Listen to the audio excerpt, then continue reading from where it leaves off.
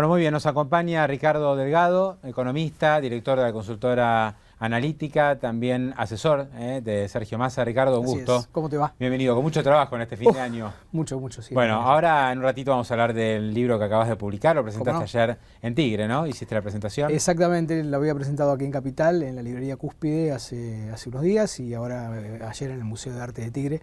Un lindo evento, la verdad que muy contento. Dale, en un ratito vamos a mostrar el libro y vamos a charlar también del libro. Pero primero me gustaría repasar cómo ha cerrado el dólar en el día de hoy. Repasemos la cotización del dólar de acuerdo a lo que ya está marcando la página de Infobae. Esta es la portada de Infobae. Ahí lo tienen a la derecha. Dólar oficial 6.41, prácticamente una suba de otros 3 centavos. ¿Cómo está subiendo el tipo de cambio oficial? Tranquilamente va a llegar a 6.50 a fin de año. Dólar tarjeta, que es el dólar oficial más 35%, 8,65. Yo digo a la gente que viaja que se prepare que va a tener que pagar la tarjeta a 10, ¿no? Ya tiene que hacer la cuenta a 10 con este dólar tarjeta, proyectando lo que puede ser el valor en marzo o en febrero o en marzo. Dólar libre para abajo, bajó prácticamente 10 centavos, 9 pesos con 66, y el contado con liquidación, es decir, el dólar que surge del valor de los bonos y de las acciones en el mercado local versus el valor en Estados Unidos, 8 pesos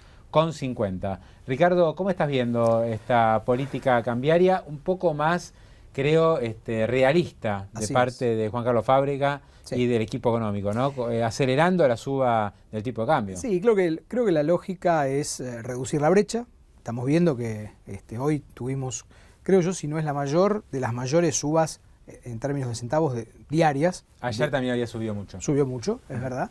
Y además estamos viendo un dólar marginal que se mueve, pero digamos, sube y baja, pero no da ninguna señal de que se acelere. Con lo cual, digo, hay una cierta moderación de la brecha, que me parece que es el primer paso para empezar a tranquilizar de alguna manera el mercado cambiario, sobre todo en un mes como diciembre, que siempre es un mes caliente en materia monetaria y cambiaria, ¿no? ¿Dónde lo quieren llevar al dólar? Es decir, bueno, me parece pasó a 6.40 casi, pasó de 6 a 6.40 y no nos dimos cuenta. Y no nos dimos cuenta. A ver, me parece que lo primero que hay que decir es que este es el primer año por supuesto, desde que la presidenta es presidenta, desde el 2008, claro, en donde el dólar sube más que la inflación. O sea, hay una mejora en el dólar oficial, una mejora del tipo de cambio real, o sea, de la competitividad de aquellos que exportan o que compiten con importaciones. Este año, aún con una inflación alta, van a tener algunos puntos por encima. ¿Cuánto va a terminar subiendo el dólar este año? ¿Un poquito más de 30? Un poquito más de 30, alrededor del 31, 32. Claro, contra una inflación de, digamos, 37 y 28. Más o menos. Con lo cual, ese es un primer cambio y creo que forma parte de lo que hay que mirar para el año que viene. Creo que ya en la Argentina el dólar como ancla contra la inflación se dejó a un lado, y este año me parece que ha sido claro. Ya empezó esta política en el 2012, pero este año fue muy marcado, sobre todo ahora, ¿no? ¿Y la inflación cómo lo ves? Porque hemos tenido una aceleración en el segundo semestre, todavía más acentuada en el último trimestre, en estos últimos 3 meses, y ahora, bueno, se va con este tema de precios acordados, que ya lo han intentado. ¿Puede dar resultado? No. La verdad que me preocupa la inflación en la Argentina. Creo que el gobierno insiste en recetas que no han dado resultado. Esto es más Moreno sin Moreno, en un punto, con mejores modales, con menos discrecionalidad, quizá con menos teléfono a las 6 de la mañana, pero ciertamente sigue siendo el mismo esquema. Y estos 187 o por ahí productos que van a estar dentro del acuerdo no resuelven el problema estructural de la inflación en la Argentina, que es una economía que por diferentes razones tiene una tasa de inflación que supera el 20% por 7 años consecutivos, año por año. Entonces, eso evidentemente no se resuelve solamente con este tipo de acuerdos, y por eso estoy preocupado porque las primeras señales, incluso cuando hubo cambio de gabinete, del propio jefe de gabinete, se hablaba de consistencia en la política fiscal, monetaria y cambiaria. Capitani dejó trascender que iba a pedir 18% de aumento a las paritarias, ¿no? O sea, que se iban a caminar hacia ese camino, pero hoy parece inviable. Hoy parece inviable, por supuesto, por los episodios tristes y trágicos de la revuelta policial, pero ciertamente también porque creo que el gobierno ha dado marcha atrás con esa idea. Yo no sé si era una idea solamente de Capitanich o también Kicillof tenía esa idea, pero ciertamente ahí hay una puja, una tensión dentro del gobierno en materia inflacionaria, y me parece que hoy están ganando los que han fracasado antes. Yo comentaba hace un ratito que en el sector privado ya están descontando que las paritarias van a ser del 30%, o sea, Y sí. Ese va a ser el promedio de aumento salarial para el 2014. Es complicado, ¿no? Manejarse con un aumento del 30%. Con una economía que va a crecer, con suerte, la mitad de lo que crece este año. El año que viene, este año estamos cerrando en 3,6, 3,7 de crecimiento.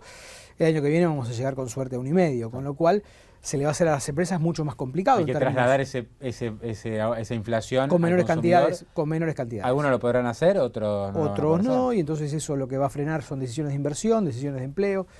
Ahí hay una tensión, me parece, muy importante, que de vuelta desata el conflicto policial, pero de alguna manera ya estaba en el aire que iba a haber una presión salarial adicional que se va a hacer muy compleja de administrar. Hace un ratito hablábamos de la reunión que tuvo Capitanich con las prestadoras eléctricas y dijo, si ellas no se pueden hacer cargo de prestar el servicio, lo hacemos nosotros, dando a entender que puede haber una estatización. Hoy las acciones de Edenor están cayendo 10% sí, claro. Subieron 250, justamente porque el mercado leyó de que al Estado no le iba a interesar hacerse cargo de las compañías eléctricas. ¿Crees que se va a llegar a ese punto? Me parece que el gobierno sigue errando claramente en su política energética y en su política de infraestructura en general. Creo que ese es el gran desafío en adelante que tiene la sociedad argentina, cómo reconstituir la infraestructura. Y el caso eléctrico, la crisis eléctrica que estamos viviendo, es parte de errores sucesivos de 10 años de malas políticas. ¿Resuelve esto? Me parece que no, porque de lo que se trata acá es de introducir inversión, generar condiciones para que la inversión llegue a la infraestructura, en este caso a la infraestructura eléctrica. Y la verdad que es difícil pensar que con estas condiciones de precios y de tarifas se pueda lograr un flujo muy importante de inversiones que se tiene que dar, no solamente en la distribución, estas empresas, Edenor, Edesur, Edelap, sino también en la transmisión y fundamentalmente en la generación. El problema que hoy tiene... No es solo un tema de distribución eléctrica, no es solo un tema en es un problema sistémico. Las escalas. Así es. Es un problema sistémico, es un problema que tiene que ver además con el hecho de que la matriz energética argentina es muy dependiente del gas y en consecuencia esto hace que también se requiera resolver el problema de cómo generamos gas en Argentina. No tenemos gas para proveer a las centrales térmicas. Exactamente. Y me contaban que incluso algunas centrales que andan a gasoil, hubo que importar gasoil en su momento de Venezuela, en un gasoil de mala calidad, con mucho azufre. Entonces usó el gasoil venezolano en las centrales térmicas y las arruinó. Totalmente. ¿No? Bueno, estas cosas pasan. Y forma parte de la falta de política estratégica de largo plazo. Me parece que lo que no hay es una visión de qué tipo de servicios públicos se quieren tener en la Argentina. Me parece que hay una suerte de cierta culpa en relación a tener un sistema privado, que recordemos, el sistema o la privatización del sector eléctrico ha sido la mejor de las privatizaciones de los 90. Este sector ha sido el mejor. Digo, si así estamos con el mejor de los servicios públicos, ¿cómo bueno, pero es un sistema que ha caído tanto, que las empresas son deficitarias, claramente, tienen patrimonio neto negativo, el Estado tiene que poner permanentemente plata para que las compañías sigan funcionando. O sea, son empresas privadas pero sostenidas por la ayuda estatal. Pablo, no nos olvidemos que además son híbridos, hoy Edesur y Edenor y otras. Además hay un regulador, que en este caso es el ENRE, y el regulador, lo escuchaba recién a Callejas. ¿Por qué llega ahora el regulador? Y no llegó antes alertando, advirtiendo que esto se podía dar. Me parece que de vuelta hay un Estado ausente. Y entonces, en ese Estado ausente, creer que el Estado va a resolver el problema sistémico del sector eléctrico, yo lo veo muy poco posible. Muy cortito. ¿El tema del grupo electrógeno para los consorcios es una solución? ¿Ayuda en algo? A mí me parece que no, es un parche más. La verdad que no soy especialista, pero creo que, de vuelta, estamos yendo al final de la cadena, es la consecuencia, pero no estamos resolviendo la causa. Yo creo que eso además me parece que encarecería muchísimo, entre otras cosas, las expensas que todos pagamos.